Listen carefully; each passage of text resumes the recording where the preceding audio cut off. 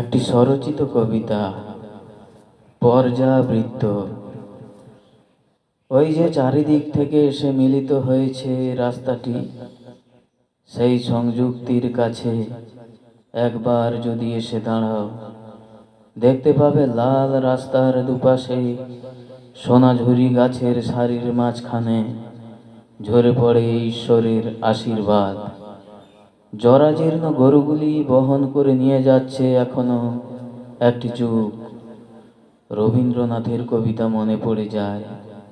আয়তকার বা বর্গাকার আলগুলি সোজাসুজি বা আড়াআড়িভাবে জমিদারি বন্দোবস্তকে ভাগ করে নিয়েছিল একদিন।